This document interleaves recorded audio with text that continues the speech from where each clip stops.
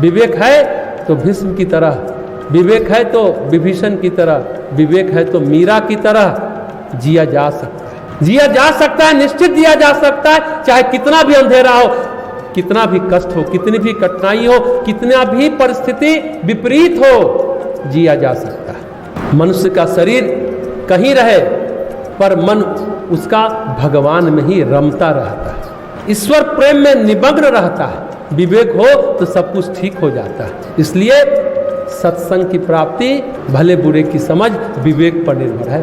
तुलसीदास जी कहते हैं यहाँ पर बहुत चीज विरोधी है, दानव देव सभी कुछ है, उनकी पहचान, उनका सदुपयोग, उनका संग, उन सब से लाभ मनुष्य के विवेक पर निर्भर करता है। बुरे लोग को कुछ मिल भी जाए, कम अक्ल वाले, कम बुद्धिमान लोगों को सत्संग मिल भी जाए, साधु जन उनको मिल भी जाए, तो भी स्वभाव नहीं मिटता, मलिनता नहीं मिटती। थोड़ी देर भले ही अच्छा आचरण भले कर लें, जैसे भगवान कृष्ण थे, अर्जुन को भी मिले और दुर्योधन को भी मिले। ध्यान देंगे, दुर्योधन पूरी कोशिश किया कि सुभद्रा से उसका विवाह हो जाए ताकि कृष्ण के संबंधी बन सके। इसलिए नहीं कि कृष्ण से सत्संग करना है, ज्ञान प्राप्त करना है। शादी इसलिए दुर्योधन चाहता था क्योंकि सपनी जो उनके मामा है कहते थे, ये कृष्ण तो मेरे से भी ज्यादा तेज है, मेरे से ज्यादा कुटिल है, मेरे से ज्यादा कपटी है। अगर ये पक्ष में आ गया तो समझो तुझे सब कुछ मिल जाएगा। पर शादी तो कृष्ण की बहन सुभद्रा की अर्जुन से हुई, तो दुर्योधन को धर्म से मतलब नहीं था, कृष्ण से मतलब था। और कृष्ण से इसलिए ज्यादा जुड़ना चाहता था कि सत्ता मिले, साम्राज्य मिले, इसलिए जुड़ना चाहता था दुर्योधन। सुभद्रा से शादी करना चाहता। देखिए कैसे कैसे लोग होते हैं, कृष्ण से मिले और राज साम्राज्य, छोटी बातें मांगे, धर्म आचरण न करे, धर्म को न समझे, धर्म का ज्ञान न ले, विवेक जैसी संपत्ति न प्राप्त करे, दैवी संपत्ति न प्राप्त करे, आसुरी संपत्ति प्राप्त करे। कई लोग मंदिर भी आते हैं इसलिए आते हैं कि कुछ प्राप्त हो, मान सम्मान मिले, ज्ञान चाहते ही नहीं है, बोर होते हैं, उठ के चल देते हैं, मोबाइल देखने लगते, कुछ भी करने लगते। विवेक होना चाहिए, विवेक बहुत महत्वपूर्ण है। लेकिन आज क्या हो रहा है, साधु जन मिल गए तो वहां भी कहता है, क्या कहता है साधुओं को, इसका मुकदमा जिता दीजिए, उसको नौकरी लगवा दीजिए, उसका नौकरी में वो बहुत तंग करता है, बॉस उसको ठीक कर दीजिए। ऐसे व्यक्ति जो साधु जन के पास जाते हैं उनको ईश्वर से कोई लेना देना नहीं है, ईश्वर भक्ति में कोई रुचि नहीं है, ईश्वर प्राप्ति की बात वो सोचते भी नहीं है। पूजा पाठ अगर कर भी रहा है, रुद्राभिषेक कर रहा है, यज्ञ हवन कर रहा है, अनुष्ठान कर रहा है, नित्य जप कर रहा है, नित्य आरती कर रहा है, सिर्फ और सिर्फ मनोकामना पूर्ति के लिए, उसको सत्संग से कोई मतलब नहीं है। गान ज्ञान ध्यान जो हम लोग कक्षा रविवार को चलाते हैं उससे कोई मतलब नहीं है। बस ऐसे व्यक्ति को अपने स्वार्थ की पूर्ति से मतलब है, स्वार्थ पूरा होना चाहिए, इसलिए यज्ञ कर रहे हैं, हवन कर रहे हैं, अभिषेक कर रहे हैं। आएगा जरूर मंदिर, पर किसी नए स्वार्थ की पूर्ति की इच्छा को लेकर आएगा, किसी नए स्वार्थ की पूर्ति की इच्छा को लेकर आएगा, उसको अपने मुकदमे से मतलब है। तो यही चलता रहता है, साधु जन मिले या असाधु जन मिले, उसको अपने काम से मतलब है। कितना रुपया हम कमाएं, असाधु भी मिलेगा उससे भी चाहेगा कि कैसे पैसा कमाए, दुष्ट जन, समझे ना। साधु से भी चाहेगा कि कुछ पैसा मिले, असाधु से भी चाहेगा कुछ पैसा मिले। पर विवेक हो ना तो कुसंग में भी ढूंढ लेता है रास्ता, बुरे लोगों के बीच भी उसको तपस्या बना लेता है। और विवेक न हो तो सत्संग में भी कुसंग ढूंढ लेता है, कोई ना कोई कमी निकालने लगता है। मंदिर में भी प्रपंच ढूंढ लेता है, वो अपने कुसंग का ही लाभ लेता रहता है।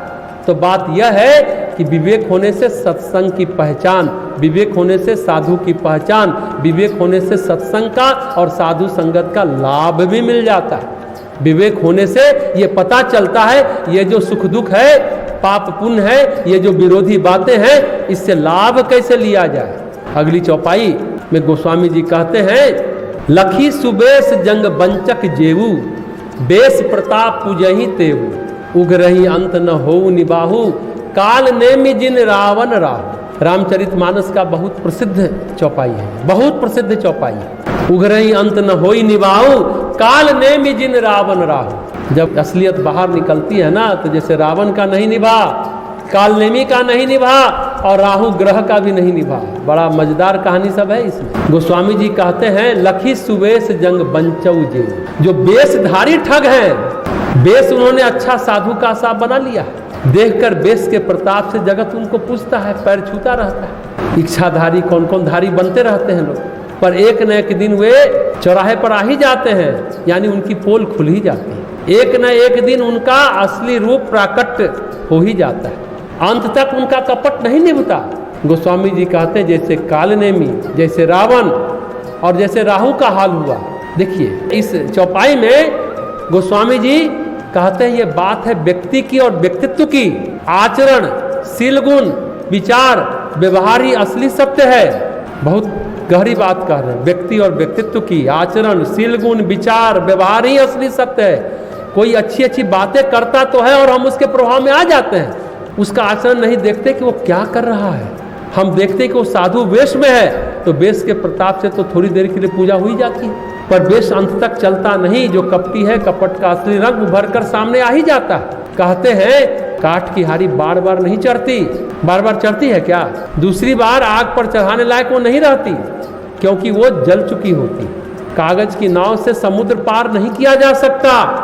नदी कैसे पार करेंगे कागज की नाव से? कागज की है वो तो गल जाएगी। तुलसीदास जी महाराज कहते हैं, वेश के प्रताप प्रभाव का कपट जो है शुरू शुरू में तो अच्छा लगता है, दिखाई देता है, पर ज्यादा समय तक टिकता नहीं है। जैसे कालनेमी रावण राहु का हुआ। कथा यह है कि जब हनुमान जी संजीवनी बूटी लाने जा रहे हैं ना, अभी यहीं पर बात समाप्त हुई है। अब लक्ष्मण मूर्छित है, राम रोए जा रहे हैं, सेना में कोहरा मच गया। अभी संगीत में राम कथा में आपने वहीं तक की बात सुनी, वहां से आगे की बात इसमें है।